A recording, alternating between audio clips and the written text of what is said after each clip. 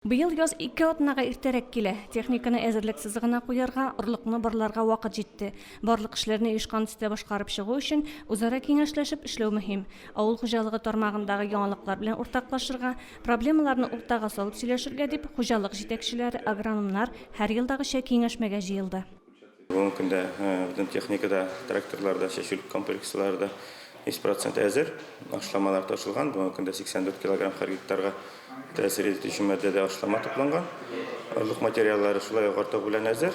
Чәчүлек орлыкны вакытында җылыту, кабат калибрлау мөһим. Киңәшмәдә орлыкларны инкрустацияләүнең үзенчәлекләре искә төшерелде. Җитәкчеләргә сорт яңарту һәм фитоэкспертиза буенча киңәшләр бирелде.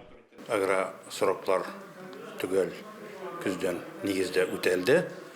Без инде ел дәвамында аларның торышын тикшерәбез. Бу мартка чыккач тикшерелгән 21% нормально, көзге культуралар нормально, кышларлар нәтиҗәле мул уңыш бирәләр дип ышанып килә. Барлык хуҗалыкларның да чәчүлек орлыкларны сыйфатлы итеп әзерләү мөмкинлеге юк.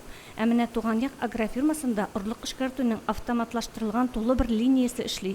Бүген дә биредә эш кайный.